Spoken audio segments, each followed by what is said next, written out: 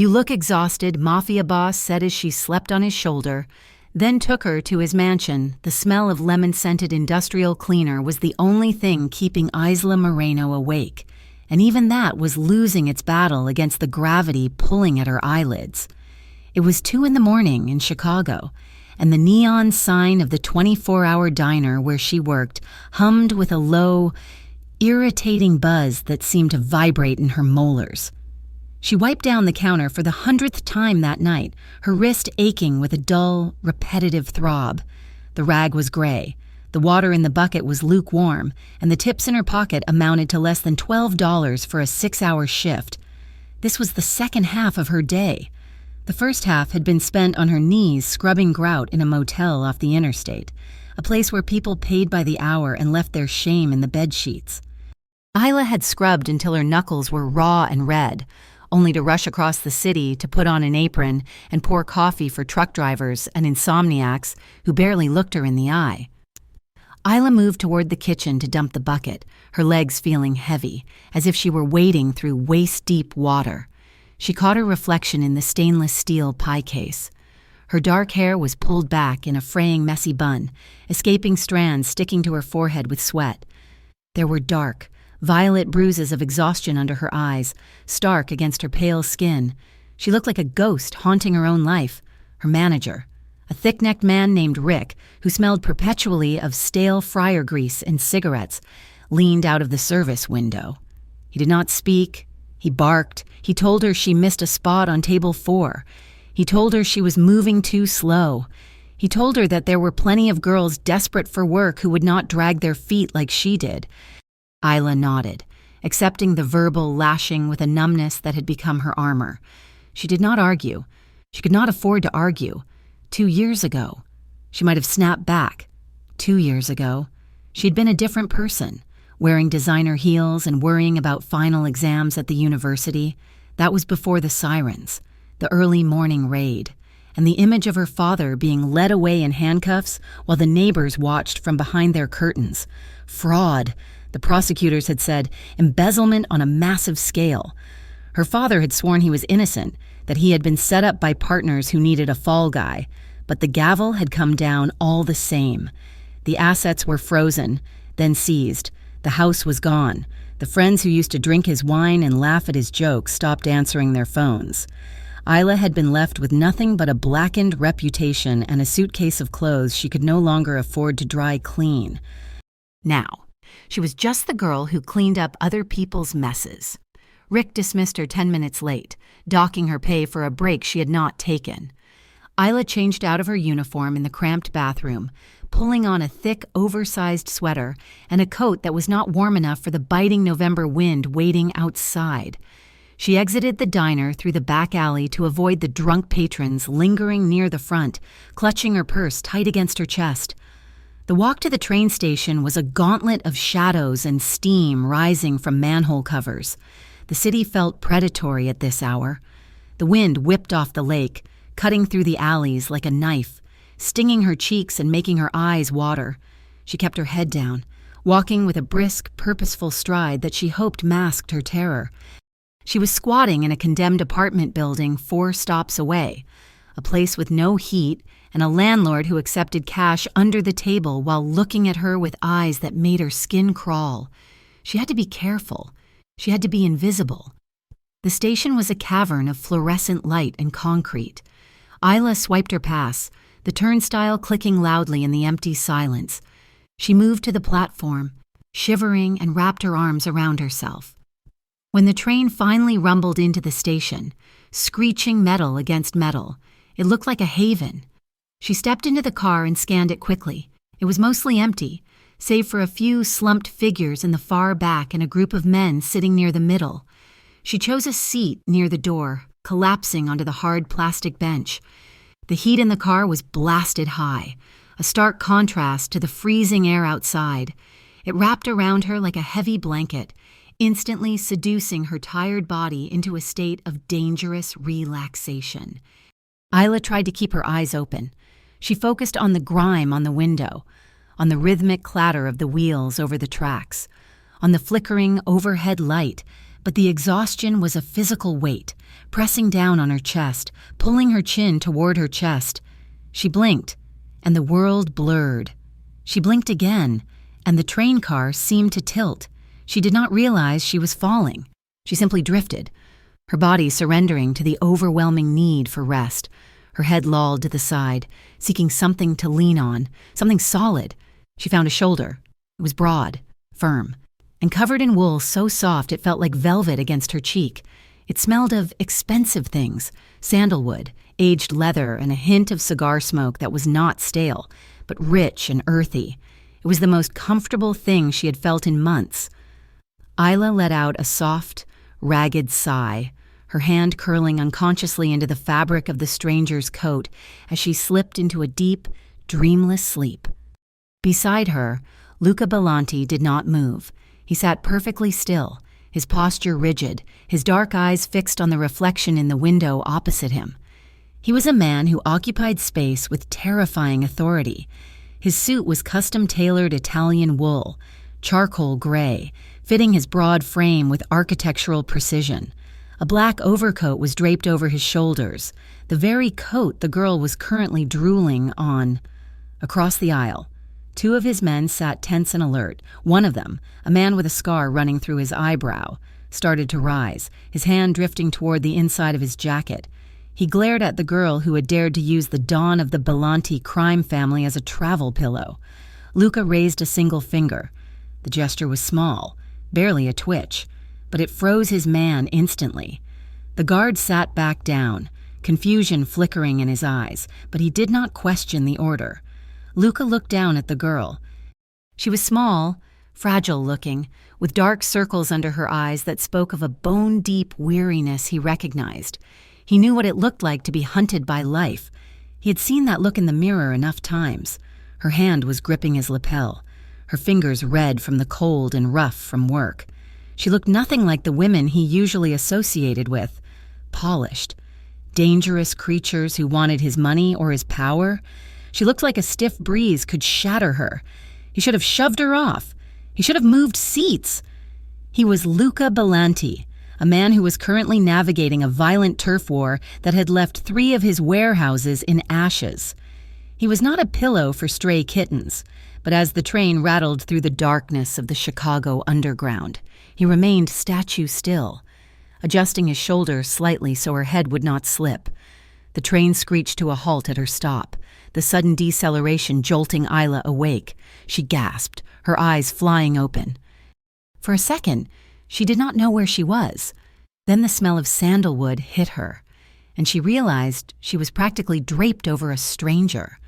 Isla scrambled back, her heart hammering against her ribs like a trapped bird. "Oh, God," she breathed, her voice thick with sleep. "I'm so sorry. I didn't mean to. I just closed my eyes for a second." She looked up, and the apology died in her throat. The man she had been sleeping on was terrifying.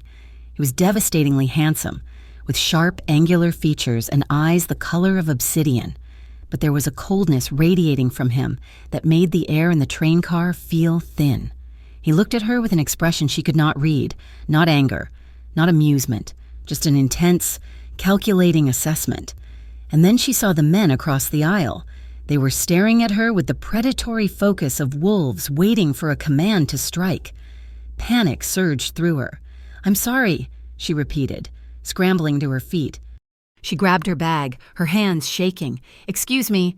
The doors chimed and slid open. Isla bolted. She stepped out onto the platform, the cold air hitting her sweat-dampened skin, and walked as fast as her tired legs could carry her toward the exit turnstiles. She needed to get out. She needed to disappear. Footsteps echoed behind her. Heavy, deliberate footsteps. She did not look back. She pushed through the turnstile and hurried up the concrete stairs to the street level. The neighborhood here was rough. A grid of broken streetlights and boarded-up storefronts. It was late, silent and dangerous. "Miss?" The voice was deep, a low rumble that seemed to vibrate through the pavement. It was not a shout, but it carried effortless authority. Isla froze near the top of the stairs. She turned slowly. The man from the train stood 10 feet away. He had buttoned his coat, his hands thrust deep into his pockets. His men were nowhere to be seen. which somehow made him more intimidating. He was alone, yet he occupied the street as if he owned the concrete itself. "You forgot this," he said. He held out a scarf, a cheap, fraying wool thing she had bought at a thrift store. It must have fallen when she scrambled up. Isla stared at it, then at him. "Thank you," she whispered. She reached out, snatched the scarf, and turned to leave again. "I have to go. Walking alone out here is not smart," he said. His tone was flat, stating a fact rather than offering an opinion. "I am fine," Isla lied, her voice trembling. "I live just around the corner." "You are lying," he said. He took a step closer, and the light from a flickering street lamp cast his face in sharp relief. "You hesitated at the bottom of the stairs. You looked left, then right, like a prey animal checking for predators. You still have a walk to go still." Isla bristled, fear giving way to a spark of defensive anger. "That is none of your business." "It becomes my business when you use my coat as a mattress," he replied smoothly. There was no mockery in his voice, only a strange, calm persistence. "I will walk you to your door." "No," Isla said quickly. "I don't know you." "And you don't know them either," Lucas said, nodding his head slightly toward the other side of the street. Isla looked. In the shadow of a closed liquor store, 3 men were standing, watching them. They were not the man's bodyguards, they were locals, hooded and shifting their weight with the restless energy of trouble looking for a place to happen. One of them flicked a cigarette onto the sidewalk and took a step forward. Eyes locked on Isla.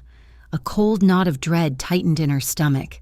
She knew this neighborhood. She knew what happened in the dead zones between streetlights. She looked back at the man in the suit. He was dangerous. Yes, every instinct she had screamed that he was an apex predator. But the men across the street felt like hyenas, messy, chaotic, and cruel. The man in the suit felt controlled. "Why would you help me?" she asked, her voice barely audible over the wind. "Let's just say I have some time to kill," he said. He extended an elbow, a gesture of old-world manners that looked bizarrely out of place in the grime of the street. "Shall we?" Isla hesitated for one heartbeat more, then stepped to his side. She did not take his arm, keeping a foot of distance between them. "It is 4 blocks down, the brick building with the blue door." It was a lie. She lived 8 blocks away in a crumbling tenement that barely had a door, let alone a blue one. But she was not going to lead this man to where she slept. They began to walk. The silence between them was heavy. Isla was hyper-aware of his presence. He walked with a fluid grace, his head up, scanning the environment without seeming to look at anything at all. The sound of his dress shoes on the pavement was a rhythmic counterpoint to the scuffing of her worn-out sneakers. "You work late," he observed after a block. It wasn't a question. "2 jobs," Isla said, keeping her eyes straight ahead. "Rent does not pay itself." "What is the second one? The one that makes you smell like bleach?" Isla flushed, embarrassment heating her neck. She tried to pull her coat tighter, as if to hide the scent of her poverty. "Motel housekeeping. Honest work," he said. There was no judgment in his tone, which surprised her.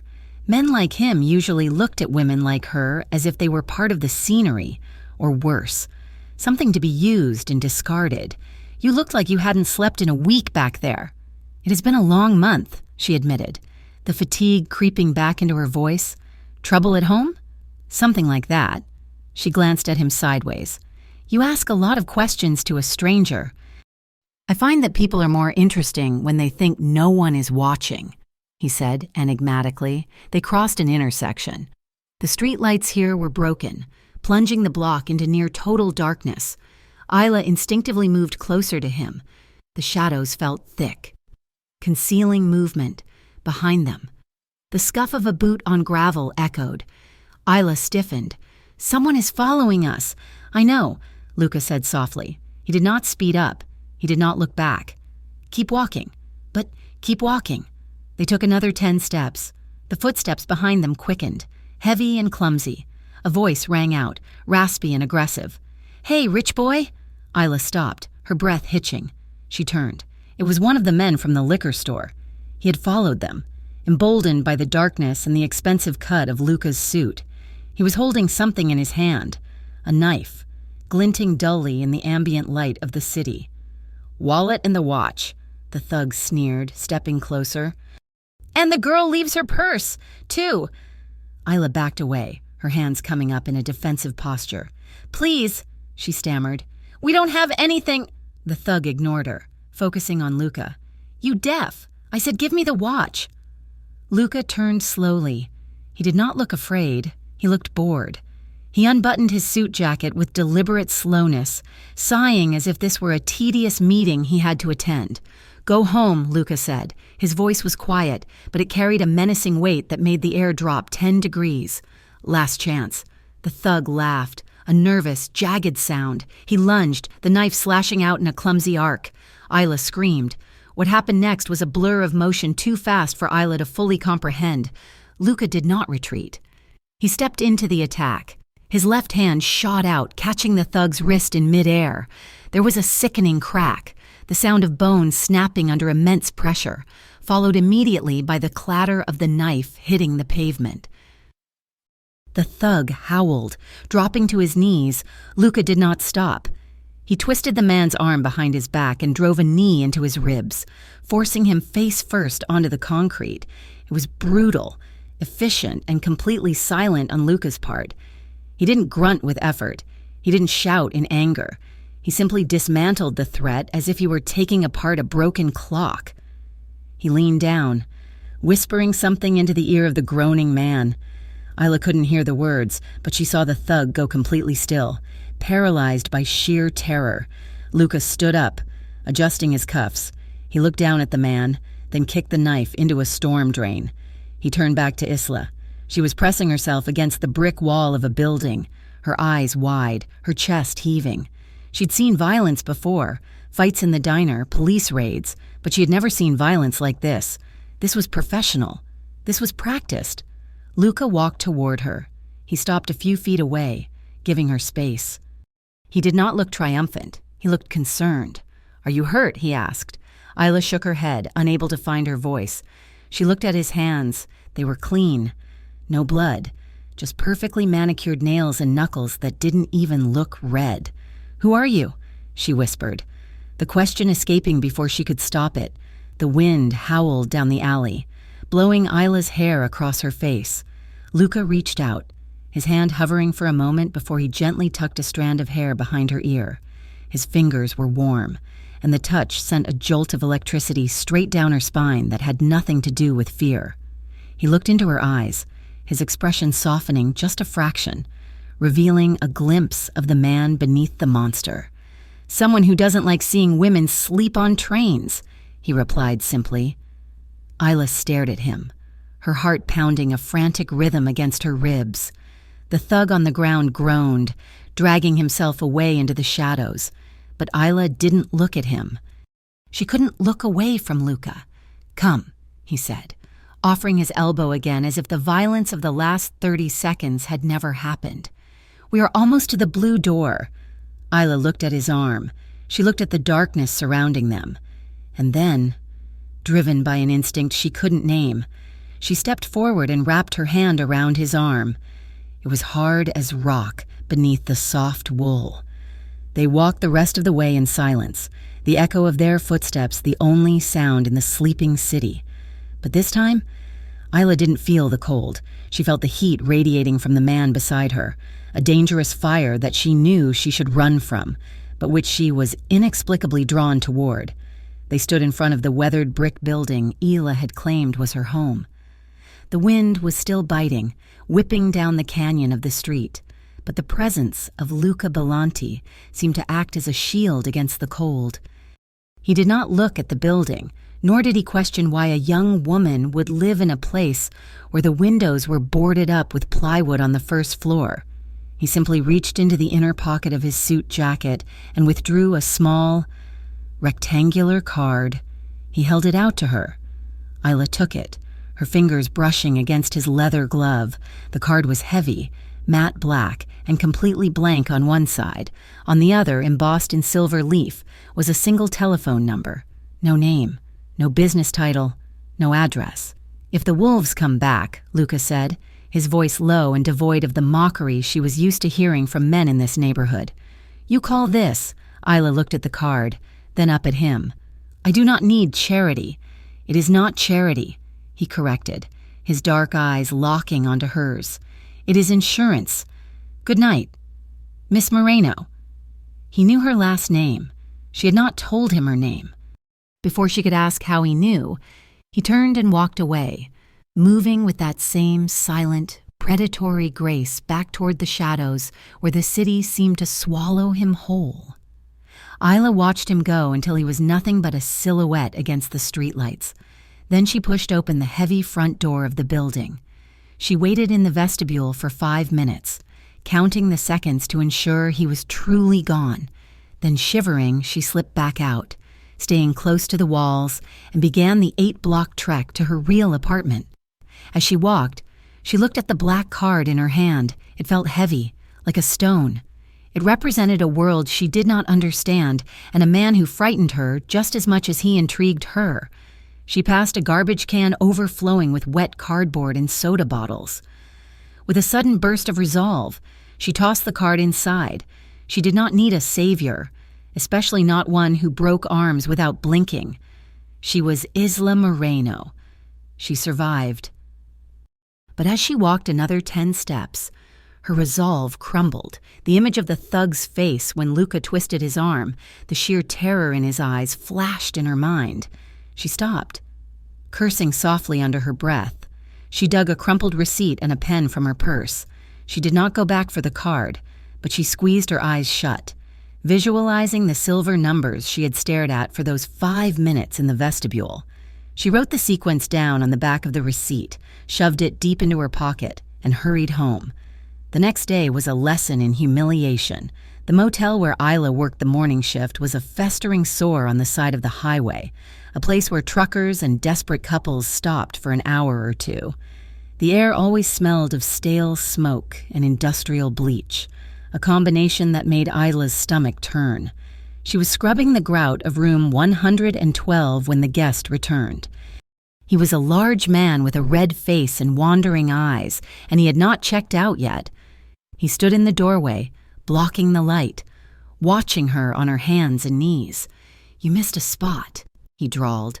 Stepping into the room, Isla sat back on her heels, wiping sweat from her forehead with the back of her arm. I'm just finishing up, sir. If you could give me 5 minutes. I don't have 5 minutes, he said, taking a step closer. But maybe we can work something out. You look like a girl who knows how to make a man comfortable. Isla stood up, clutching her spray bottle like a weapon. Please move, he laughed, reaching out to grab her wrist. Isla jerked back, the bottle slipping from her wet hand and clattering to the floor. Don't touch me! Hey! The shout came from the hallway. It was her manager, a wiry man named Gary who sweated profusely regardless of the temperature. He stormed in, looking from the guest to Isla. What is going on here? Gary demanded. This girl is crazy, the guest lied smoothly, holding up his hands in mock surrender. I asked for extra towels and she started screaming at me. Throw the bottle, too. Isla's jaw dropped. That is not true. He tried to... Enough, Gary snapped. He turned to Isla, his face twisting with annoyance. This is the 3rd complaint this month. Isla, you are here to clean, not cause drama. Apologize to the gentleman. Isla stared at him. The injustice of it burned in her throat like acid. I will not... Then you can clock out, Gary said, pointing a shaking finger at the door. And don't bother coming back tomorrow unless you learn how to treat paying customers with respect. Isla walked out. She did not cry. She was too tired to cry. She walked 3 miles to her second job at the diner, only to find that her shift had been cut because business was slow.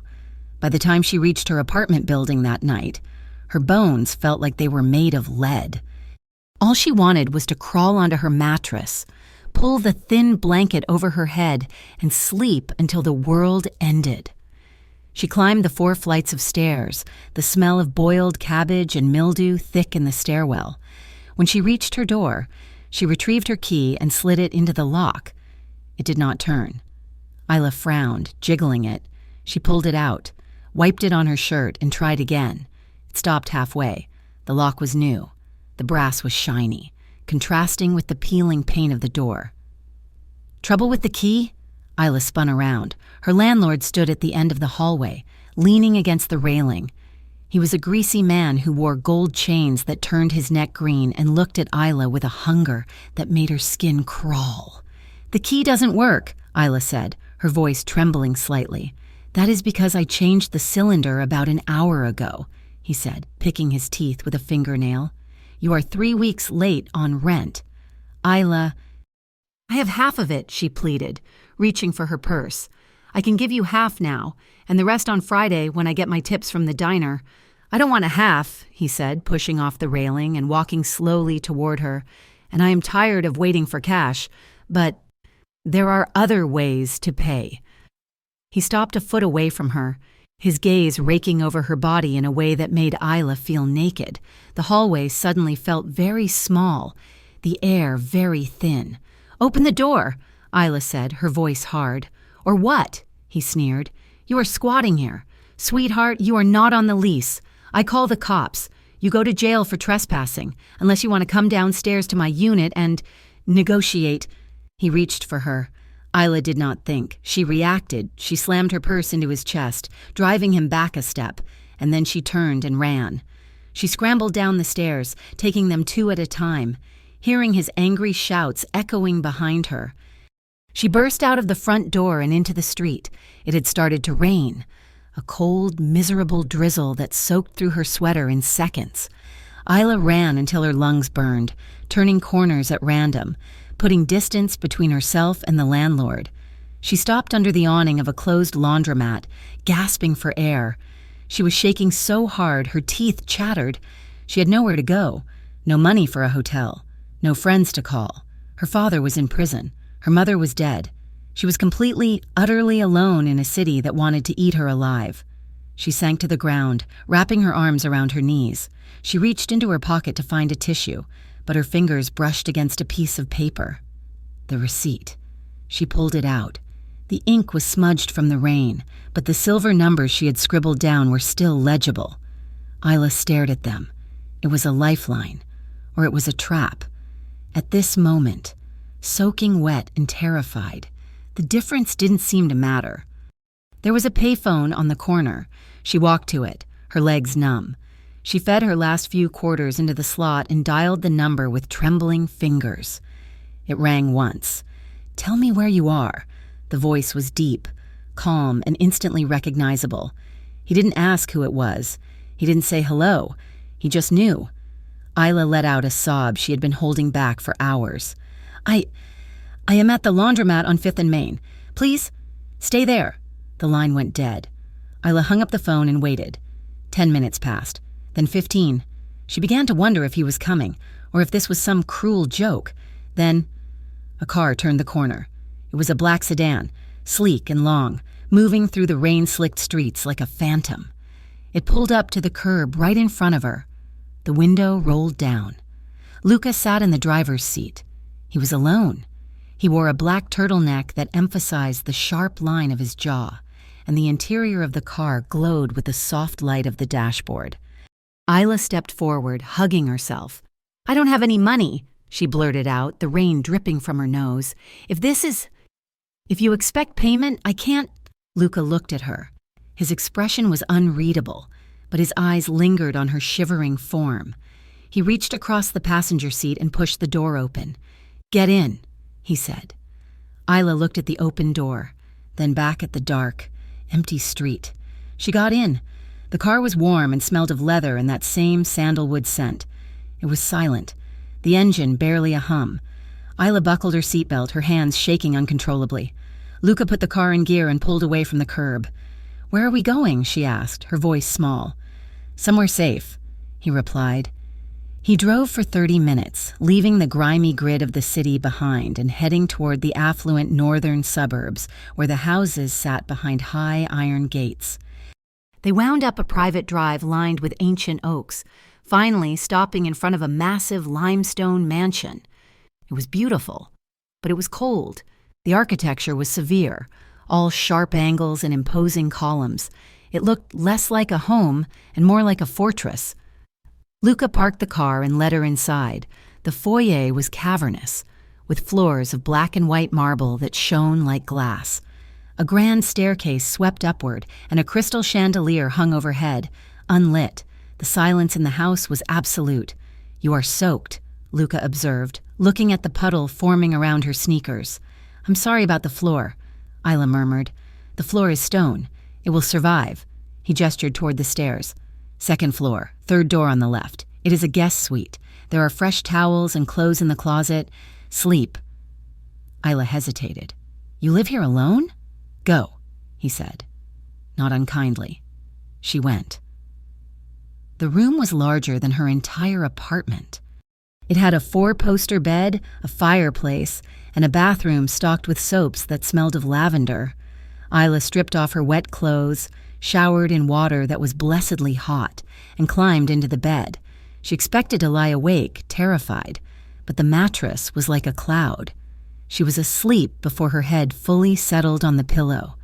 Isla woke to sunlight streaming through heavy velvet curtains. For a moment, she panicked, not recognizing the ornate molding on the ceiling. Then the memory of the night before rushed back. She sat up. She was wearing a silk oversized shirt she had found in the closet. The door to her room opened softly, and a middle-aged woman in a gray uniform entered carrying a tray. "Good morning, miss," the woman said with a polite smile. "I brought you coffee and toast. Mr. Belanti thought you might be hungry." "Where is he?" Isla asked, pulling the sheet up to her chin. "Mr. Belanti is out of business," the maid said, setting the tray on the nightstand. "He said you were to make yourself at home, but he asked that you not leave the grounds." Isla nodded slowly. "Thank you." After the maid left, Isla ate quickly, the food reviving her. She dressed in a pair of cashmere leggings and a sweater she found in the wardrobe, clearly bought for someone else, or kept for guests, but they fit well enough. She opened the door and stepped into the hallway. The house was vast and silent. She wandered down the corridor, her bare feet making no sound on the thick runners. She tried a door handle. Locked. She tried another. Locked. She went downstairs. The library was open. It was a beautiful room, lined floor to ceiling with books, but as she walked around, she noticed things that didn't fit. A drawer in the mahogany desk was slightly ajar, revealing the matte black grip of a handgun. On the mantelpiece, between antique clocks, a small, discreet camera lens blinked with a red light, following her movement. In the kitchen, she found another camera above the refrigerator. In the foyer, a panel by the door had a keypad with more buttons than a standard alarm system. This was not just a house, it was a compound. Isla spent the day in the library, reading to keep her mind off the fear gnawing at her gut. Who was this man? Why had he brought her here? And what was the price going to be? Dusk fell, painting the house in long shadows. The front door opened, the heavy thud echoing through the hall. Isla froze. Steps approached the library. Luca appeared in the doorway. He looked tired. His tie was loosened, and there was a bruise blooming on his knuckles that hadn't been there the night before.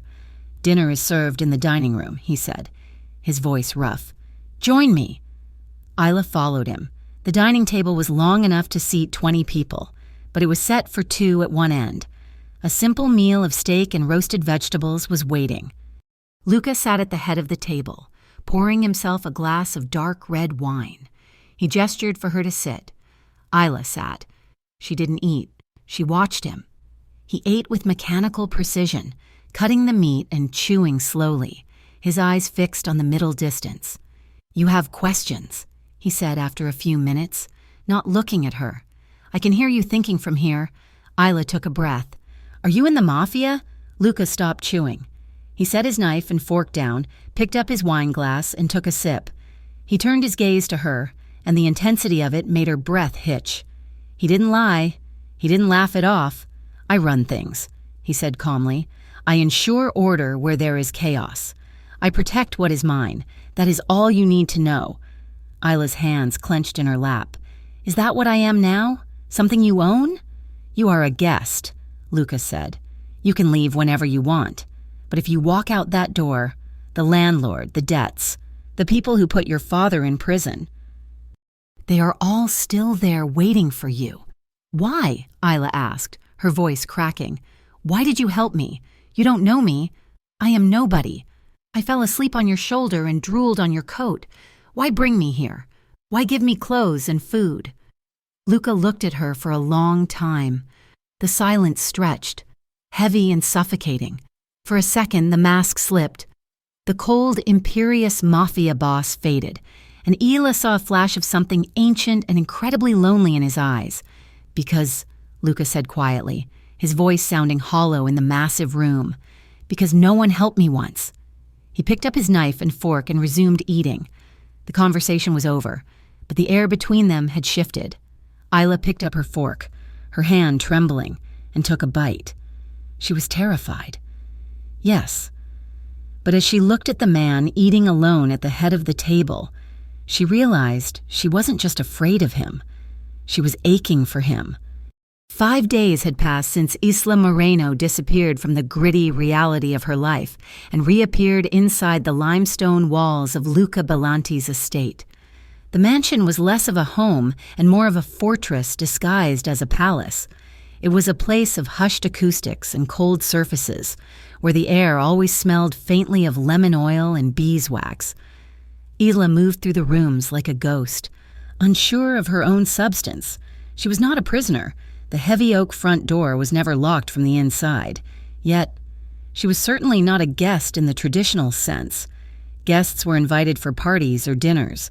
They were not plucked from rain-swept streets and given wardrobes full of silk and cashmere. She felt more like a stray cat that had been taken in by an apex predator, tolerated, fed, and watched with unblinking intensity.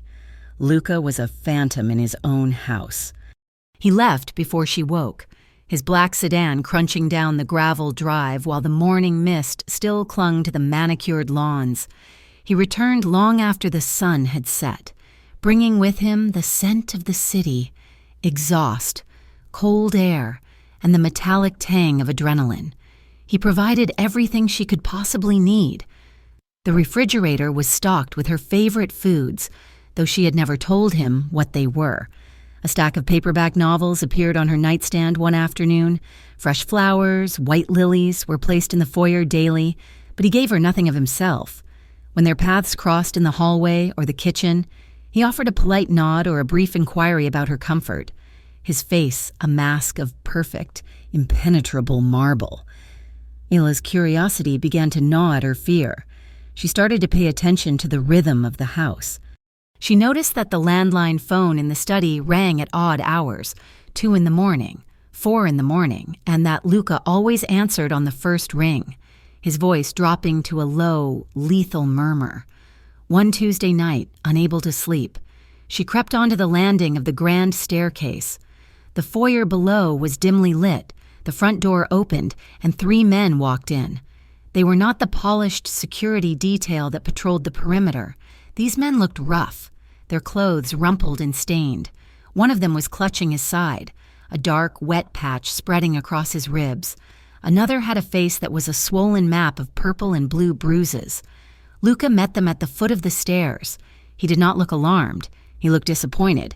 He spoke to them in Italian, his words sharp and clipped. He pointed toward the kitchen, where she knew the first aid supplies were kept, and then he handed the uninjured man a thick envelope. The transaction was smooth, practiced, and terrifyingly casual. The next day, she was in the garden, pruning a rose bush just to have something to do with her hands, when a police cruiser rolled up to the iron gates. Isla froze, her heart hammering. She expected sirens, shouting, and an arrest. Instead, the uniformed officer rolled down his window. Luca walked down the driveway, hands in his pockets. The officer said something, laughed, and touched the brim of his cap in a gesture of deferential respect. Luca nodded, handed the officer a box of cigars through the window, and the cruiser drove away. Isla watched from behind the trellis, a chill settling in her stomach that had nothing to do with the wind. The police did not arrest Luca Belanti. They saluted him. The isolation and the mounting tension came to a head on a Friday night. A storm was battering Chicago, the wind howling against the reinforced glass of the library windows. Isla, restless and feeling the walls closing in, wandered downstairs. She found Luca in the library. The room was shadowed, lit only by the dying embers of a fire in the hearth and a single brass reading lamp. Luca was standing by the window, staring out into the black void of the storm. He held a tumbler of amber whiskey in one hand, his knuckles white around the glass. He had discarded his suit jacket, and his white dress shirt was unbuttoned at the collar, sleeves rolled up to reveal forearms corded with muscle and scarred skin. He did not turn when she entered, but she knew he sensed her. "You should be asleep," he said, his voice rougher than usual. "I could say the same to you," Isla replied, stepping further into the room. The carpet swallowed the sound of her footsteps. "Sleep is a luxury I cannot always afford." He took a sip of the whiskey, the liquid catching the firelight. Isla moved toward the towering bookshelves that lined the wall opposite him. "I just wanted a book. The ones upstairs." "I finished them. Help yourself," he murmured. She scanned the spines, her eyes landing on a leather-bound volume of poetry on a shelf just above her eye level. She reached for it. At the same moment, Luca moved. He had crossed the room silently, intending to refill his glass at the decanter on the shelf below. They reached at the same time. His hand brushed hers. The contact was electric. It was a sudden, sharp jolt that made Isla gasp and pull her hand back as if she had been burned. Luca froze. He did not pull away.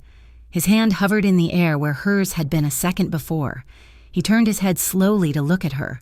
The distance between them was less than a foot. Isla could smell the whiskey on his breath, mixed with that signature scent of sandalwood and rain. She looked up into his eyes and saw the mask gone. In its place was a raw, hungry intensity that terrified her and made her knees weak in equal measure. The air in the room seemed to thicken, becoming heavy and hard to breathe. Luca's gaze dropped to her lips, then back to her eyes. His chest rose and fell with a slow, deliberate rhythm. Isla felt a magnetic pull, a terrifying urge to step closer, to close the gap and see if the fire in his eyes burned as hot as it looked. "Isla," he whispered. Her name sounded like a prayer and a warning in his deep voice. Panic flared in her chest, not fear of him, but fear of herself, of the situation, of the overwhelming complication of wanting a monster. I changed my mind," she stammered. She stepped back, nearly tripping over the hem of her long nightgown. She turned and fled the room, leaving the book on the shelf and Luca standing alone in the firelight. She ran to her room, threw on a pair of jeans and a sweater, and shoved her few belongings into a tote bag. She could not do this. She could not live in this house. Eating his food, wearing his clothes, and feeling this dangerous pull toward a man who paid off cops and patched up hitmen in his kitchen. It was insane. She marched downstairs, bypassing the library, and headed for the front door. She opened it and stepped out into the storm. The wind whipped her hair across her face, blinding her. She put her head down and walked toward the massive iron gates at the end of the driveway. She reached the keypad mounted on the stone pillar. She punched in the code she had seen the delivery drivers use. Nothing happened. A red light blinked. She tried again, denied. "Open!" she screamed at the machine, hammering the buttons. "Open! It will not open for you. Isla!" She spun around. Luca was standing 10 feet away, oblivious to the rain soaking his white shirt, plastering it to his skin. He looked like a statue carved from sorrow and granite. "Let me out," she shouted over the wind. "I want to go home." "You don't have a home," Luca said. He walked toward her, not threateningly, but with an unstoppable momentum. "And if you walk out that gate, you won't make it a mile." "I will take my chances." Isla backed up against the cold metal of the gate. "I am not your prisoner. Luca, you can't keep me here.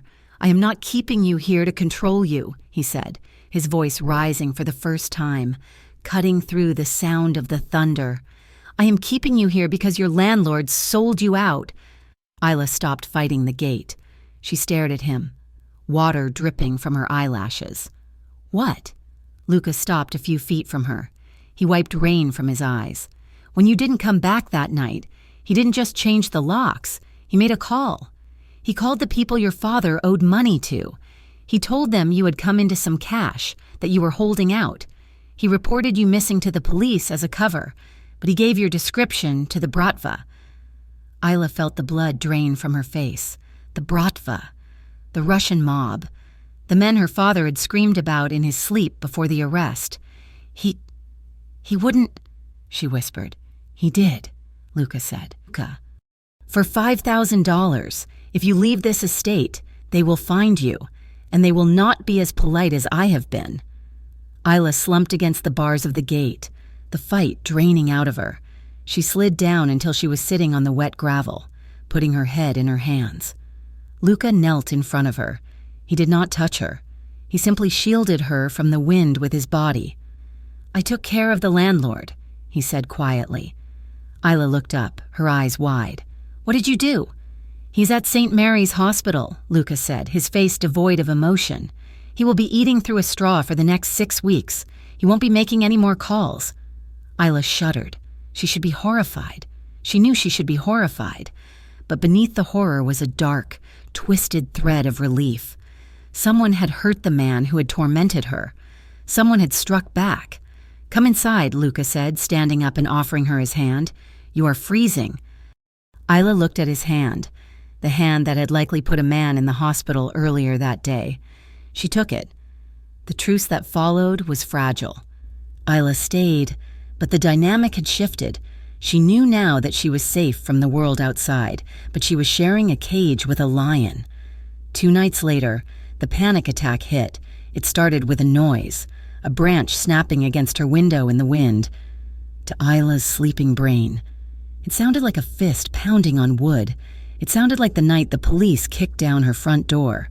It sounded like the debt collectors screaming her father's name. She woke up gasping, her heart hammering a frantic, irregular rhythm against her ribs. The room was dark, shrinking around her. The shadows in the corners transformed into men in trench coats. She couldn't breathe. Her throat felt like it was closing up. She scrambled out of bed, tangling in the sheets. She needed to hide. She needed to get small. She ran to the walk-in closet, stumbling into the rows of hanging clothes. She pushed her way to the very back, behind the long winter coats, and curled into a ball on the floor. She pressed her hands over her ears, rocking back and forth, squeezing her eyes shut. "No, no, no," she whimpered, the air coming in short, shallow gasps. "Please go away, please." She didn't hear the bedroom door open. She didn't hear the footsteps crossing the floor. Suddenly, light flooded the closet. Isla cried out, flinching away, trying to burrow into the wall. "Isla?" The voice was low and laced with genuine alarm. "Luca." He was kneeling at the entrance of the closet. He was wearing sweatpants and a t-shirt, his hair messy from sleep. He saw her curled in the corner, shaking violently, and his expression crumbled. "Hey," he said softly, holding his hands up where she could see them. "It is just me. It is Luca. You are safe." "They are coming," Isla choked out, tears streaming down her face. "They are at the door. No one is at the door," Luca said firmly. He moved closer, slow and steady, like approaching a frightened animal. "The gates are locked. The guards are outside. No one gets to you without going through me." He reached her. He didn't grab her. He sat down on the floor next to her, his long legs cramping in the small space. He leaned his back against the wall, his shoulder pressing firmly against hers. "Breathe with me," he commanded gently. "In, out." Isla tried, but her lungs were spasming. She clutched at his arm, her fingers digging into his bicep. He didn't flinch. He covered her hand with his own, his palm warm and rough. "I can't," she gasped. "You can," he said. He shifted, turning so he could pull her into his chest. "Listen to my heart. Match it." He wrapped his arms around her, enveloping her in his warmth. Isla buried her face in the crook of his neck, sobbing. She could feel the steady, powerful thud of his heart against her cheek. It was slow, calm, an anchor in the storm of her panic. They sat there for a long time, huddled among the silk dresses and wool coats. Slowly, the terror began to recede, replaced by exhaustion and a keen awareness of the man holding her. Isla's breathing evened out. She pulled back slightly, wiping her wet face with her sleeve. She was sitting in his lap, her legs draped over his. It was an incredibly intimate position. She looked up at him. In the dim light of the closet, his eyes were bottomless. He reached up and brushed a tear from her cheek with his thumb. His touch was agonizingly tender. "Better?" he asked softly. Isla nodded. She didn't want to move. She felt safe here, wrapped in his strength. Luca shifted, lifting her effortlessly into his arms as he stood up. He carried her out of the closet and into the bedroom, walking to the velvet chaise lounge near the window rather than the bed. He sat down, keeping her on his lap, refusing to let go.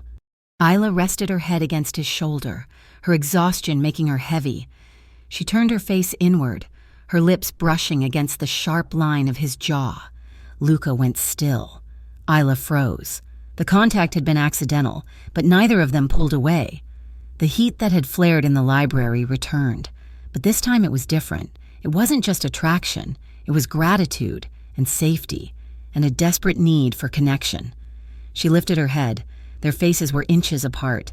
Luca's gaze dropped to her mouth. His hand tightened on her waist. The air crackled. He leaned in, just a fraction of an inch, his breath ghosting over her lips. Isla's heart hammered, not from panic, but from anticipation. She wanted him to kiss her. She wanted to forget the debt collectors and the fear and lose herself in him. But then the memory of the violence, the man in the hospital, the bruised men in the hall flashed in her mind. This was Luca Bellanti. He was death and violence wrapped in a beautiful suit. She turned her face away, burying it back in his shoulder. The moment hung suspended, fragile as glass. Then she felt Luca let out a long, shaky breath. He pressed a kiss to the top of her head, chaste, protective, lingering. "Thank you," she whispered into his shirt, "for finding me." Luca rested his chin on her hair, his arms holding her as if he was trying to keep the world from breaking her apart. "You don't need to thank me," he whispered, his voice rough with emotion. "I just want you to feel safe." They stayed like that until dawn broke, the mafia boss and the girl with the broken life, watching the sun rise over a city that wanted to destroy them both. The silence in the Bellanti mansion had changed. It was no longer the heavy, suffocating quiet of a tomb, but the comfortable, companionable silence of a library or a church.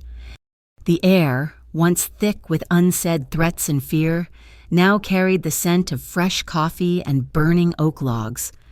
Winter had fully descended on Chicago, turning the estate's sprawling grounds into a monochrome landscape of black iron and white snow.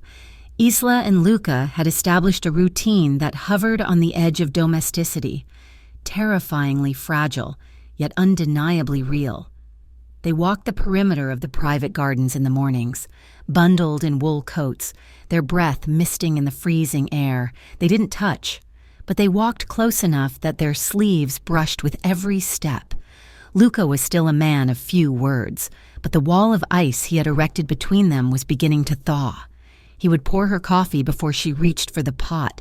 He would leave the best sections of the newspaper on the breakfast table for her. He started coming home earlier. One afternoon, they were sitting in the sunroom, the glass walls protecting them from the biting wind outside.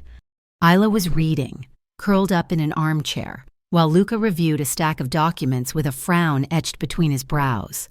"You never talk about your family," Isla said, lowering her book. "Not the men in the suits. Your real family." Luca didn't look up immediately. His pen hovered over the paper. For a moment, Isla thought he would ignore her, or worse, tell her it was none of her business. But he capped the pen and set it down, leaning back in his chair. He looked out at the snow-covered hedges. "There is not much to talk about," he said, his voice devoid of inflection. "My father died of a heart attack when I was 20. The business killed him, just slowly. The stress ate him from the inside out." "And your mother?" Isla asked softly. Luca's jaw tightened, a muscle feathered in his cheek. He turned his gaze to her, and the pain in his eyes was so raw it made Isla want to look away. "My mother was a saint," he said. "She hated this life. She begged my father to leave it every day. She wanted to move to the coast, open a bakery. She smelled like yeast and vanilla." He paused, his fingers drumming a silent rhythm on the arm of his chair. She was killed when I was 12. We were leaving a church service. A rival family decided that Sunday morning was the perfect time to send a message. It was a drive-by. Crossfire. Isla gasped, her hand flying to her mouth. Luca! I wasn't hit, he continued, as if reciting a police report. But she pushed me down. She took 3 bullets that were meant for the space I was standing in. She died on the pavement before the ambulance arrived. The room fell silent. The only sound was the ticking of the grandfather clock in the hall. That is why you live like this, Isla whispered, the realization dawning on her. The walls, the cameras, the distance. I made a vow, Luca said, his voice dropping to a rough whisper. I swore I would never let another woman close enough to be used against me. I swore I would never be the reason someone else got hurt. Love, in my world, is just a target painted on someone's back. Isla looked at him, really looked at him. She saw the boy who had watched his mother die, hiding inside the man who now ruled the city with an iron fist. It must be lonely, she said, protecting everyone but yourself. Luca looked at her, his dark eyes burning with a strange, intense light. I have gotten used to the quiet. 3 nights later, the quiet was shattered. Isla was in the kitchen making tea when the side door burst open. 2 of Luca's men half-carried, half-dragged him inside. He was upright, but he was favoring his left leg, and his white dress shirt was soaked in crimson on the right side. Get the medical kit, one of the men shouted, his face pale. Isla dropped the mug. It shattered on the floor, ceramic shards skittering across the marble. She didn't even hear it. She ran to them. What happened? She demanded, grabbing a roll of paper towels from the counter. Ambush, Luca gritted out. His face was gray, beaded with sweat, but his eyes were clear. I am fine. Just a graze. It is not a graze, boss, the guard argued. You need stitches. I am not going to a hospital, Luca snarled. Get out. Leave the kit. The men hesitated, looking from their boss to Isla. Go, Isla said, surprised by the steel in her own voice. I will do it. The men left, clearly relieved to not be the ones stitching up the dawn. Isla helped Luca to the kitchen island, helping him shed his ruined jacket. He hissed in pain as he peeled off the blood-soaked shirt. Isla's hands shook as she opened the first aid kit, but she forced them to steady. The wound was a deep slice across his ribs, nasty, but clean. It had missed the vital organs. This is going to hurt, she warned, soaking a cotton pad in antiseptic. Luca laughed, a dry, humorless sound. I have had worse. She pressed the pad to the wound, his entire body seized, the muscles of his abdomen contracting hard, but he didn't make a sound. Isla worked quickly, cleaning the blood away. She was hyper-aware of his skin, the heat radiating from him, the intricate tapestry of scars that mapped his history of violence across his torso. You really need to work on your conflict resolution skills, Isla mumbled, trying to keep her voice steady as she threaded the needle. Most people just write a sternly worded email. Luca looked down at her. She was focused on his ribs, her brow furrowed in concentration. I tried that, he murmured. They didn't have a suggestion box. Isla let out a wet, nervous laugh. She looked up, and her breath hitched. He was watching her with an expression of such restrained hunger that it felt like a physical touch. He wasn't looking at her like a nurse. He was looking at her like a man who had been starving for a decade and had just found a feast. Isla, he said, his voice rough. Don't move, she whispered, her heart hammering against her ribs. Almost done. She finished the stitches and taped a bandage over the wound. Her fingers lingered on his skin for a fraction of a second too long before she pulled away. There, she said, stepping back. You will live. Luca didn't thank her. He just watched her, his eyes dark and unreadable. As she cleaned up the bloody towels, the air in the kitchen was thick with things unsaid, charging the space between them with electricity.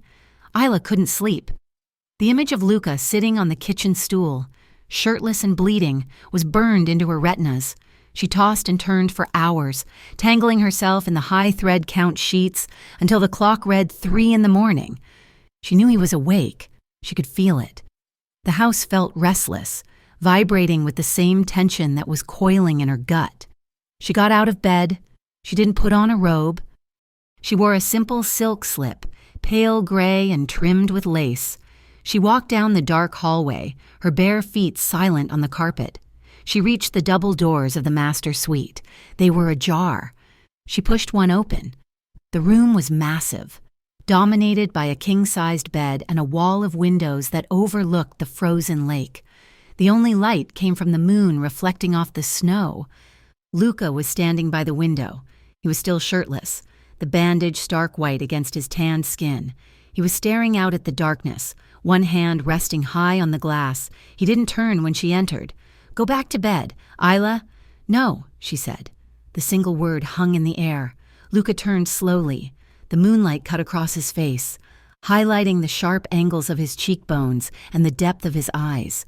"You don't know what you are doing," he warned, his voice low and dangerous. "I told you, I am not a good man. I will ruin you." Isla walked toward him. She didn't rush. She moved with a deliberate, terrifying certainty. "You saved me," she said. "You put a roof over my head. You fought for me. That doesn't sound like a bad man." She stopped 2 feet away from him. Up close. The energy radiating off him was overwhelming. He smelled of soap and copper and man. "I'm trying to protect you," he rasped. "From my enemies. From myself. I don't want to be protected right now," Isla whispered. She reached out and placed her hand flat against his chest, right over his heart. It was beating hard. A heavy, rhythmic thud against her palm. Luca's control shattered. He let out a low, guttural sound and closed the distance between them. His hands came up to cup her face, his thumbs tracing the line of her cheekbones with reverence. He looked at her as if he wanted to memorize her, to carve her image into his soul. "Isla," he groaned. He lowered his head and kissed her. It wasn't the tentative, accidental brush of lips they had almost shared in the library. This was a claim. It was slow, deep, and aching with a need that had been suppressed for weeks. His lips were firm, moving against hers with a mix of dominance and desperation. Isla melted into him, her hands sliding up his bare arms to wrap around his neck, pulling him closer. He tasted like whiskey and sorrow. He kissed her like he was drowning, and she was the only air left in the world. His hand slid down her back, pulling her flush against his hips, and Isla gasped at the contact, the heat of him searing through the thin silk of her slip. He broke the kiss to bury his face in her neck, inhaling sharply. "I have wanted to do that since the moment you fell asleep on my shoulder," he admitted, his voice a rough vibration against her skin. He swept her up into his arms, mindful of his ribs but ignoring the pain. He carried her to the bed and laid her down on the dark sheets. He hovered over her, bracing his weight on his arms. He paused, his eyes searching hers, giving her one last chance to run. "Are you sure?" he asked, his voice ragged. Isla reached up and ran her fingers through his dark hair. "Yes." He lowered himself onto her. The rest of the world fell away. There was no mafia, no debts, no danger. There was only the friction of skin on skin, the sound of ragged breathing, and the overwhelming relief of 2 broken people finally fitting their jagged edges together. It was passionate, yes, but it was also reverent. Every touch was a promise. Every kiss was an apology for the years they had spent alone. The morning sun was blinding. It streamed through the uncurtained windows, bathing the room in gold. Isla woke slowly. She was warm. A heavy arm was draped over her waist, holding her fast. She turned her head. Luca was asleep beside her, his face younger and softer in repose than she had ever seen it. The lines of stress were smoothed out. The perpetual frown was gone. She watched him for a long time, tracing the line of his jaw with her eyes. She felt a profound sense of peace, a quiet stillness that settled in her bones. Luca stirred. His eyes opened, blinking against the light. For a second, he looked confused. Then he saw her, and a slow, lazy smile spread across his face. It was a true smile, one that reached his eyes. "Morning," he rasped, his voice thick with sleep. "Morning," Isla whispered. He reached out and tucked a strand of hair behind her ear, his fingers lingering on her cheek. "You look different," he said softly. "Exhausted?" she teased, echoing his first words to her. "No," he said, shaking his head slightly. "Peaceful." He leaned in and kissed her forehead. "You deserve peace, Isla, more than anyone I know." For an hour, they stayed in that bubble. They lay tangled together, talking about nothing, the weather, the books she had read, the type of coffee he liked. It was mundane and magical. But the world outside the gates did not care about their peace. A sharp knock on the bedroom door shattered the moment. "Boss?" It was the voice of Enzo, Luca's second in command. "I need a word. It is urgent." Luca's face hardened instantly. The lover vanished. The dawn returned. He sat up, wincing as his ribs protested, and reached for his discarded trousers. "5 minutes," Luca called out. He dressed quickly, his movements stiff. He turned to Isla, his expression regretful. "Stay here. I will see what it is." Isla sat up, pulling the sheet around her, a sudden cold dread settling in her stomach. She waited 10 minutes, then 20. She couldn't just sit there. She dressed in the clothes she had left on the floor and cracked the door open. Luca and Enzo were standing in the hallway, their voices low and urgent. "We intercepted a call," Enzo was saying, holding a tablet. "The Greeks are moving. They bought the debt portfolio from the collection agency your girl's father used." "Bought it?" Luca asked sharply. "Why? It is garbage debt, pennies on the dollar." "Because of the girl," Enzo said. "They know she is here. Luca, they know you have taken her in. They are going to use the debt to force her out. They are claiming legal ownership of her father's liabilities to get a warrant, or worse. They are going to leak her location to the cartels her father stole from. They are using her as leverage to get to you." Isla stepped back, the door clicking shut. She couldn't breathe. The bubble had not just popped, it had been obliterated. She was the weakness. She was the target painted on his back, just like he had said. By staying here, she wasn't just endangering herself. She was handing his enemies a weapon to destroy him. The man who had saved her. The man she loved. She couldn't let that happen. She moved with frantic haste. She grabbed her tote bag. She didn't pack clothes. She just grabbed her wallet and the few dollars she had left. She needed to go. If she wasn't here, they couldn't use her against him. She ran down the back servant's stairs, heart pounding in her throat. She reached the kitchen door and burst out into the cold morning air. She sprinted toward the side gate, the snow crunching under her boots. "Open," she prayed, reaching for the latch. "Please be open, Isla!" The shout tore through the air. She fumbled with the latch, tears freezing on her cheeks. "No, no, no!" A hand clamped around her arm. It wasn't rough, but it was unbreakable. Luca spun her around. He was wearing only a shirt and trousers, no coat against the freezing wind. His face was a mask of panic and fury. "Where do you think you are going?" he demanded, shaking her slightly. "Let me go," Isla screamed, struggling against his grip. "I heard them. Luca, I heard Enzo. I am a liability. They are going to use me to hurt you." "I have to leave." "You are not leaving," Luca roared, pulling her flush against him. "Stop fighting me. I am just a waitress," Isla sobbed, her resistance breaking. She slumped against his chest, clutching his shirt. "I am just in debt. I am going to get you killed, just like your mother. I can't be that for you. I can't." Luca went still. He grabbed her face in his hands, forcing her to look at him. His eyes were fierce, blazing with a terrifying intensity. "You are not a debt," he said, his voice shaking with the force of his emotion. "And you are not a waitress. Not anymore. You are mine, Luca. Please." "No," he cut her off. "I spent 20 years building walls to keep people out. I am not letting you walk out of them now. I don't care who comes for us. I don't care about the Greeks or the cartels." He leaned down, pressing his forehead against hers. "Let them come," he whispered, a dark promise that sent shivers down her spine. "I will burn the city to the ground before I let them take you. I settle debts, Isla, and I am going to settle yours, permanently." He scooped her up into his arms, ignoring her protests, and turned back toward the mansion. He carried her over the threshold, kicking the heavy door shut behind them, locking the world out and locking her in. The Bellanti estate had transformed from a sanctuary into a prison.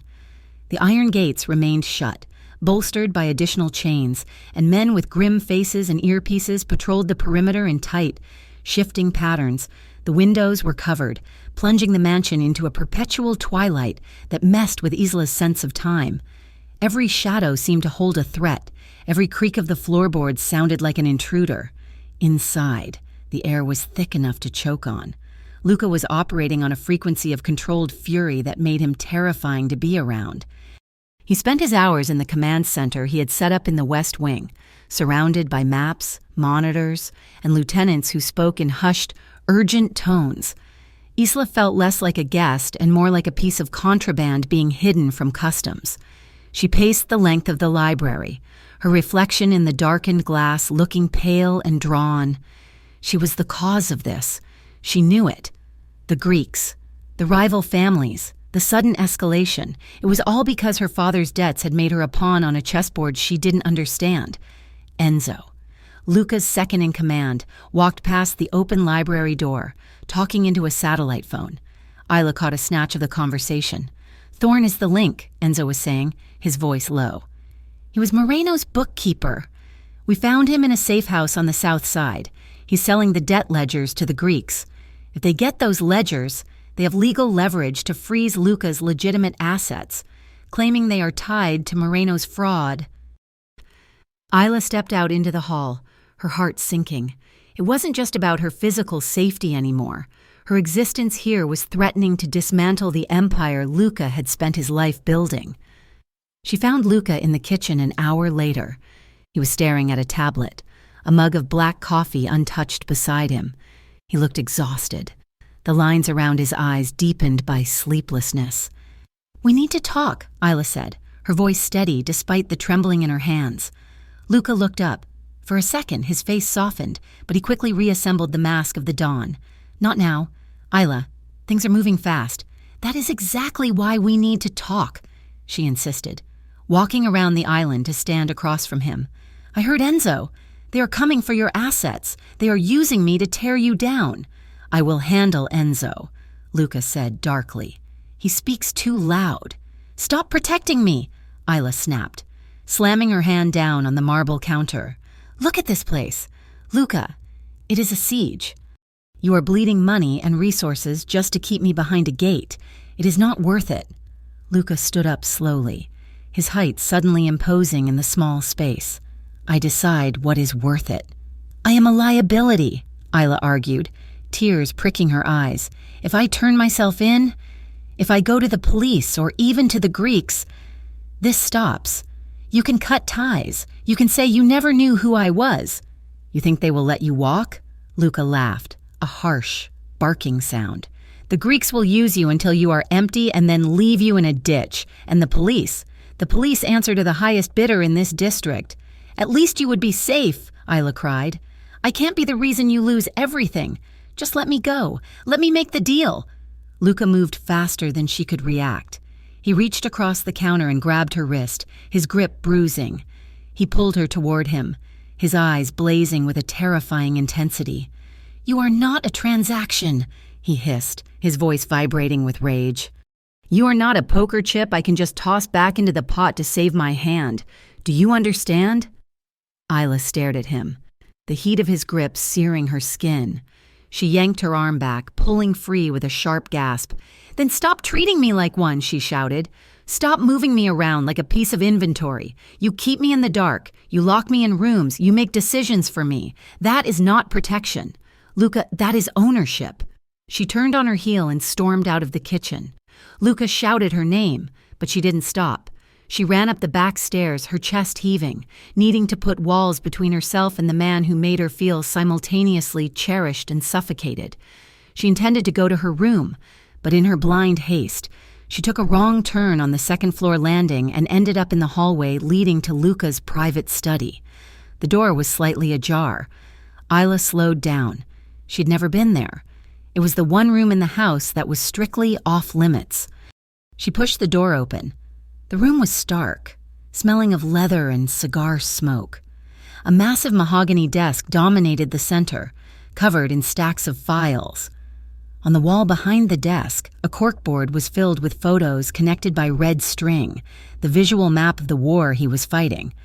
Isla walked around the desk. She wasn't sure what she was looking for. Maybe proof that he was winning. Maybe proof that he wasn't. Her hand brushed against a pile of manila folders on the corner of the desk. The top one slid off and fell to the floor, spilling its contents. Isla knelt to pick it up. She froze. The first photograph was of her. It wasn't a recent photo. It was from 6 months ago.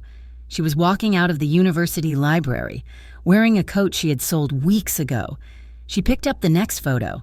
It was her father, shaking hands with a man she didn't recognize. The next was a copy of her birth certificate. Isla's breath caught in her throat. She gathered the papers with shaking hands. There was a dossier, a background check, a surveillance log. She read the dates, October 14th, November 2nd. The dates were from 3 months ago, long before she had fallen asleep on the train, long before she had met Luca Belanti. She flipped to the summary page. In Luca's handwriting, sharp and angular, were notes in the margins. Arthur Moreno, fraud investigation, daughter Ila Moreno. Leverage point, the room spun. It was a lie. All of it. The chance encounter on the train, the kindness, the rescue. It wasn't fate. It was a calculation. He hadn't helped her because he was a good man or because she looked tired. He had helped her because he had been stalking her family for months. She was just a loose end he had decided to tie up. Isla. She stood up, clutching the file to her chest. Luca was standing in the doorway. He wasn't angry anymore. He looked resigned. Isla backed away until her legs hit the leather chair. She held up the file, her hand trembling so hard the papers rattled. "You knew," she whispered. The betrayal felt like a physical blow to the stomach, making her nauseous. "You knew who I was." Luca walked into the room. He didn't try to deny it. He didn't look at the file. He looked at her face. "I was investigating your father," he said calmly. "He stole $4 million from a holding company I own. I needed to find him. I needed to know where the money went. You were part of the investigation." "Part of the investigation?" Isla's voice cracked. "I was a target. Leverage point. That is what you wrote." "That was before," Luca said, taking a step forward.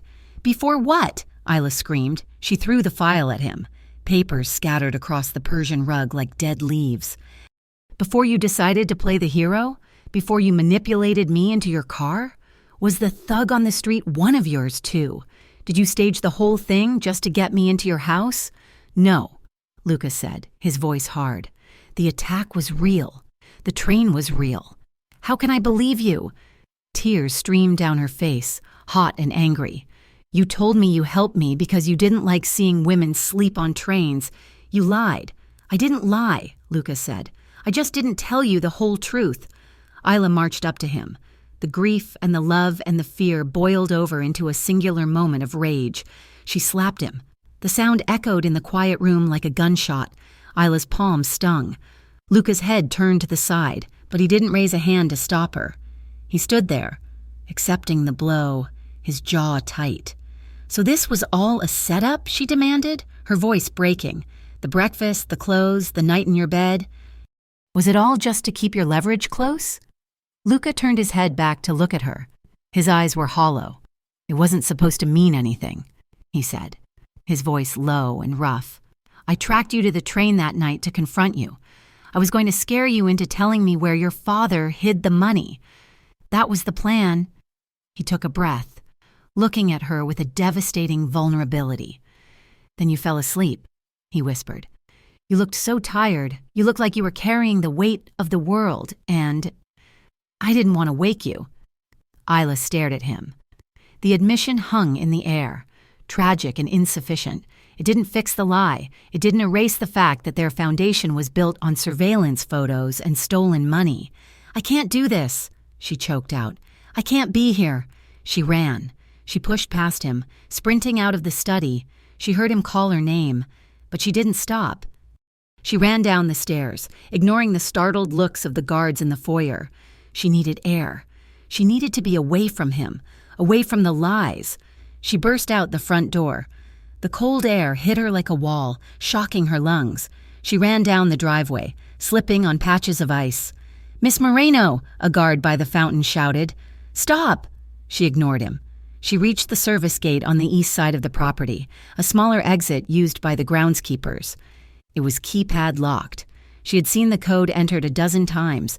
2, 4, 6, 8. It beeped green. The lock clicked. Isla pushed it open and stumbled out onto the public road. The snow was deeper here, uncleared.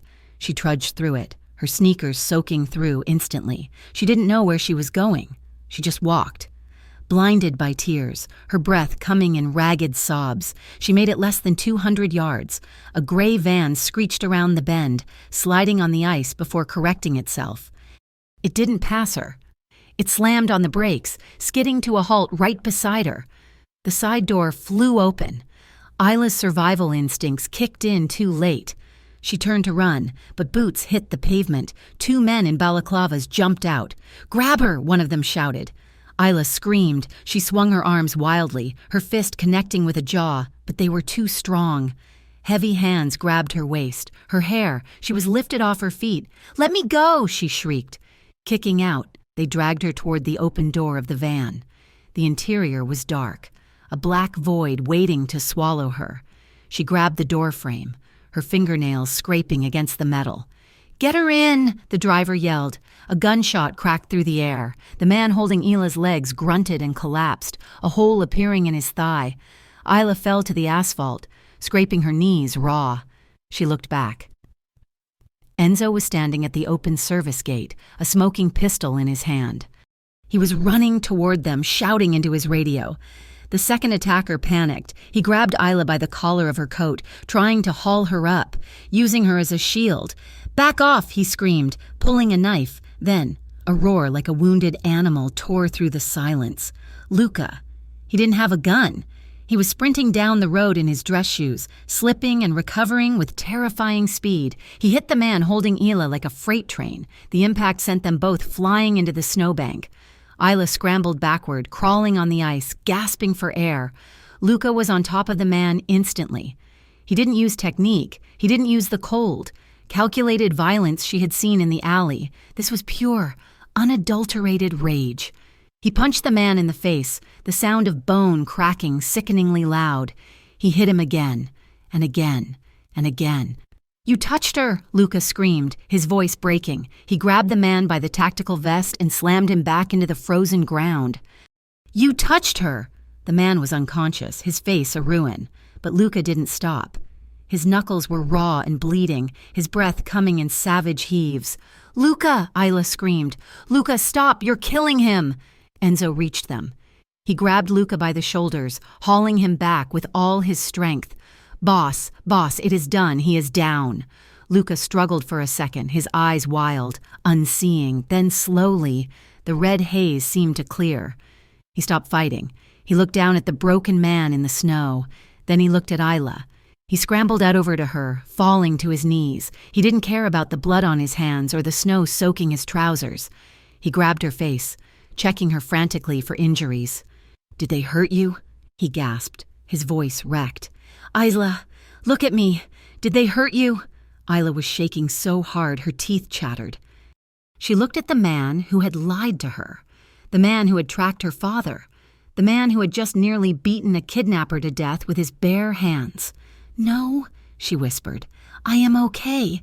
Luca let out a sound that was half sob, half laugh. He pulled her into his chest, wrapping his arms around her so tightly it hurt. He buried his face in her neck, shaking uncontrollably. "I am sorry," he murmured into her skin. "I am so sorry." He didn't let her walk back. He stood up and lifted her into his arms, carrying her through the snow like she weighed nothing. Enzo stayed behind to deal with the gunman and the van, but Luca didn't look back. He carried her through the service gate, up the driveway and back into the warmth of the mansion. He didn't stop until they were in the living room. He sat down on the sofa, keeping her in his lap, refusing to let her go even for a second. He grabbed a throw blanket and wrapped it around her, tucking the edges in with trembling fingers. Isla watched him. His face was pale, splattered with specks of blood that weren't his. His eyes were haunted. "Why?" she whispered, her voice small in the large room. "After everything. After I slapped you. After I ran. Why do you keep saving me?" Luca looked at her. He reached out and touched her cheek, his hand hesitating, afraid he might stain her skin with the violence he carried. "Because," he said, his voice cracking under the weight of the truth, "the first time I lost everything." He closed his eyes, leaning his forehead against hers. "I watched my mother die because I froze," he whispered. "I stood there and I did nothing. I vowed I would never freeze again. I vowed I would never lose someone that mattered." He opened his eyes, and they were filled with a desperate, terrifying love. "And you matter, Hila. You matter more than the money, more than revenge, more than the empire." Hila looked at him, the anger in her heart cooling into something aching and sad. She saw the boy who had lost his mother, terrified of history repeating itself. She realized that his control, his lies, his files, they were all just desperate attempts to build a fortress around a heart that had been broken 20 years ago. She reached out and took his battered hand in hers. She didn't forgive him, not yet, but she squeezed his fingers, anchoring him to the present. "I am still here," she whispered. Luca let out a long, shuddering breath and buried his face in her shoulder, holding on as if she were the only solid thing in a world that was crumbling down around them. The snow did not stop falling for 3 days. It buried the estate in a blanket of white silence, hiding the bloodstains on the driveway and covering the scars of the violence that had erupted at the service gate. But inside the mansion, the silence was heavy, fraught with a tension that felt like a held breath. Hila remained. She did not run again, but she did not fully return to him either. She moved through the house like a shadow, her interactions with Luca polite, functional, and agonizingly distant. She allowed him to check on her, to ensure she was warm, to sit across from her at dinner, but the wall was back up. She had seen the file. She knew that their beginning had been a calculation, and trust, once broken, was a bone that healed slowly and often crooked. Luca did not push her. He seemed to accept her distance as his penance. He slept in the guest room down the hall, giving her the master suite, leaving her alone with the ghosts of their short-lived intimacy. But while he was gentle with her, he was a tyrant to the world outside. The attack on Isla had shattered Luca's carefully maintained strategy of patience. He no longer cared about leverage or legal maneuvering. He wanted the threat gone. He wanted the earth scorched so thoroughly that nothing would ever grow in his path again. For 48 hours, Luca Belanti waged a war that Chicago would talk about for decades. It was not a war of street shootouts, but a systematic, brutal dismantling of the Greek syndicate and the rival families that had allied with them. It played out on the evening news while Isla sat in the library, watching the television with a knot in her stomach. Luca released the blackmail files he had been hoarding for years. He leaked evidence of police corruption, money laundering schemes, and human trafficking rings run by his enemies. He handed the district attorney everything she needed to issue indictments that wiped out the entire upper leadership of the Greek organization in a single afternoon. But the victory came at a devastating cost, by exposing his enemies. Luca had exposed himself. He had stepped out of the shadows and into the blinding glare of the public eye. On the morning of the 4th day, the sirens came. Isla was drinking tea in the kitchen when the front gates were swarmed, not by hitmen, but by news vans and federal agents with search warrants. They didn't have enough to arrest Luca. He had insulated himself too well for that, but they tore the mansion apart. Uniformed agents swarmed the hallways, pulling books off shelves, seizing computers, and tagging furniture. The sanctuary was violated. The fortress was breached. Isla sat in the sunroom while an agent rifled through her purse. She felt exposed, raw and incredibly tired. Luca stood in the doorway, watching the agents with a look of cold detachment. He was dressed in a suit, impeccable as always, but there was a weariness in his posture that frightened her. When the agents finally left, carrying boxes of files that his lawyers would spend months fighting to suppress, the house felt hollowed out. The silence returned, but it was different now. It was the silence of a ruin. Luca found her in the sunroom an hour later. The sun was setting, casting long, bruised shadows across the floor. He was holding a thick manila envelope. He walked over to her and placed it on the low glass table. "What is this?" Isla asked, her voice raspy from disuse. "It is a way out," Luca said. He didn't look at her. He looked out at the trampled snow in the garden. Inside is a passport with a new name. There is a bank account in Zurich with enough money to let you live comfortably for the rest of your life. There is a plane ticket to Paris departing tomorrow night. Isla stared at the envelope. It was everything she had screamed for in the snow. Freedom, safety, a life without debt collectors or gunshots. "The Greeks are finished," Luca continued, his voice devoid of emotion. "The threat is gone, but this—" He gestured to the empty shelves and the chaos of the house. "This life is going to get ugly. The media, the trials, the rebuilding. It is no place for you." He finally turned to look at her. His eyes were dark, resigned, and filled with a heartbreaking amount of love that he was trying desperately to suppress. "You were right. Isla, I tried to own you. I tried to keep you in a cage because I was terrified of losing you. I was selfish." He took a step back. "You are free. Go to Paris. Find peace." Isla reached out and touched the cool paper of the envelope. She traced the edge with her finger. She thought about Paris. She thought about walking down a street without looking over her shoulder. She thought about a normal life. Then she looked at Luca. She saw the man who had walked her home when she was a stranger, the man who had slept on the floor of a closet to help her breathe, the man who had just burned his own empire to the ground to ensure no one could ever hurt her again. "If I go," Isla said softly, "I will be safe." "Yes," Luca whispered. "But," she continued, standing up, she picked up the envelope. "I will spend every day wondering if you are alive. I will spend every night missing the sound of your voice." She looked him in the eye. "If I go, I will never stop looking back." She tore the envelope in half. The sound was loud in the quiet room. Luca flinched as if she had struck him. "Isla," he choked out, "don't be a fool. I am drowning. Don't drown with me."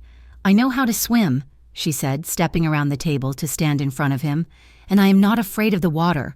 I am afraid of a life without you in it." "Even after the file?" Luca asked, his voice raw. "Even after you know I lied?" "The file hurts," Isla admitted. She didn't sugarcoat it. "It hurts that you investigated me. It hurts that I was a target before I was a person to you." She reached out and took his hands. They were cold.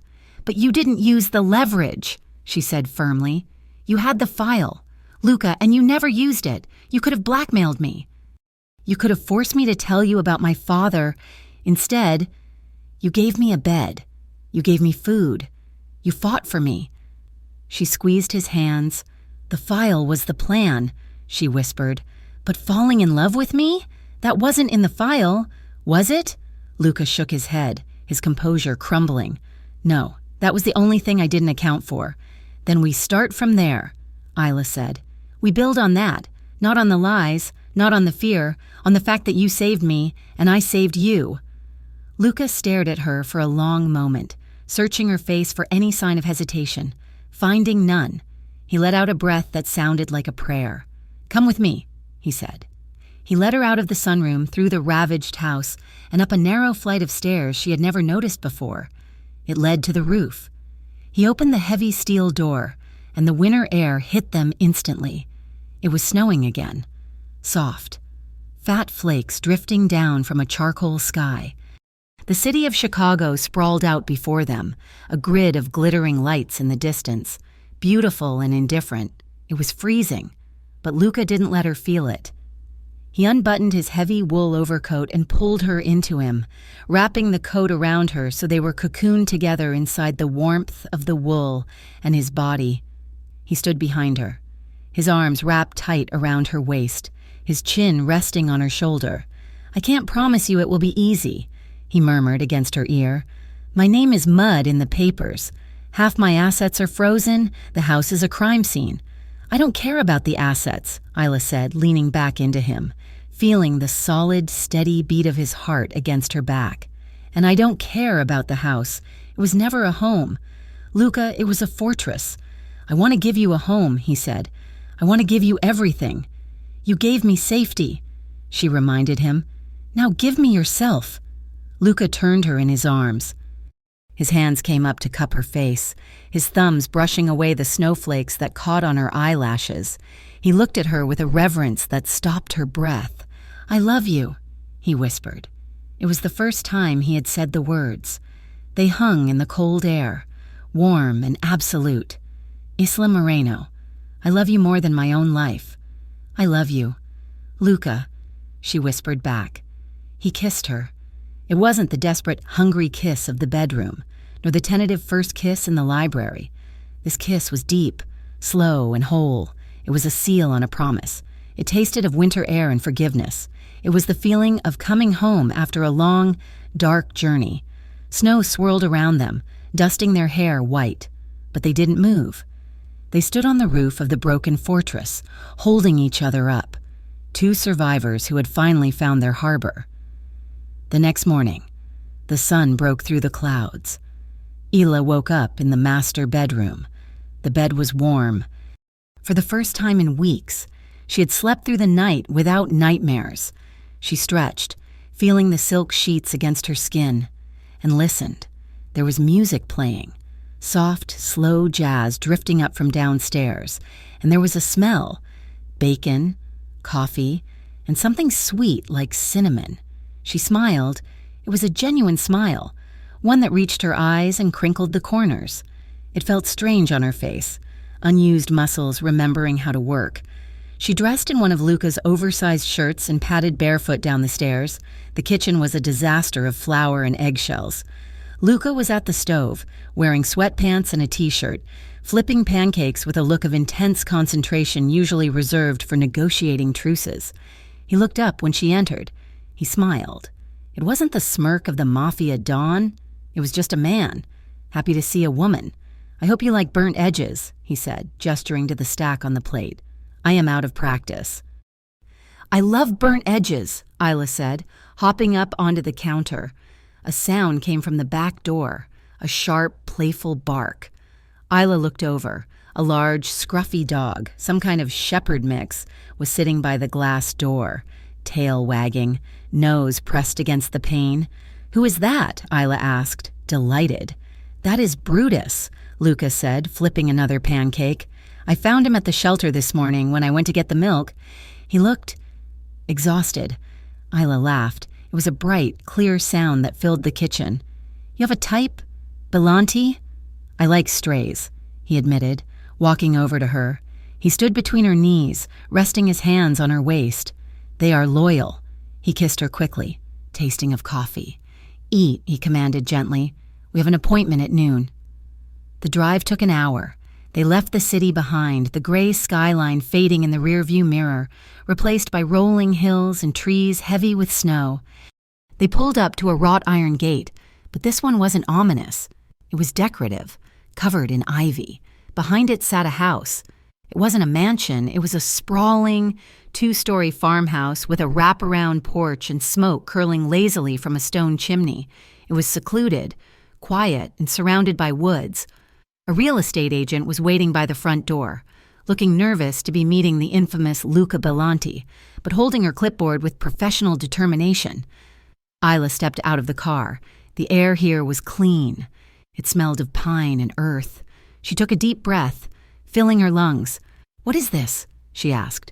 Luca walked around the car and took her hand. He looked at the house, then at her. It is far enough away that no one will bother us, he said, but close enough that I can still handle my business. He squeezed her hand. I am selling the estate, he said. I am done with fortresses. I want a home. I want a garden where you can plant things that grow. I want a kitchen where I can burn pancakes without the staff watching. Isla looked at the house. She could see it. She could see herself reading on the porch. She could see Brutus running in the snow. She could see Luca, older, grayer. sitting by that fire. "It is beautiful," she whispered. The agent waved at them, smiling tentatively. Luca turned to Isla. He reached into his pocket and pulled out a set of keys. He didn't give them to the agent. He pressed them into Isla's palm, closing her fingers over the cold metal. "Your name on the deed," Luca said softly, his voice thick with emotion. "Mine on the gate." Isla looked up at him, tears shining in her eyes. It was the perfect balance, her ownership, his protection, a partnership forged in fire and sealed in snow. She nodded, unable to speak. Luca leaned down and kissed her hand, right over the keys. "Welcome home, Isla." They walked up the path together, the snow crunching under their boots, hand in hand toward the blue front door. Fade to black. Thank you so much for listening to this story. I hope you enjoyed the journey of Isla and Luca as much as I enjoyed writing it. Stories about redemption and finding love in the darkest of places are always special to create. I would love to hear from you. Please leave a comment down below letting me know where you are listening from. Are you tuning in from the US, the UK, the Philippines, India, or somewhere else entirely? It is always amazing to see how far these stories travel. If you enjoyed this series, please make sure to subscribe to Mafia Romance Stories and hit the notification bell so you never miss an upload. Share your thoughts on the ending in the comments section. Did you like that Isla made him work for her forgiveness? Thank you for your support, and I will see you in the next story.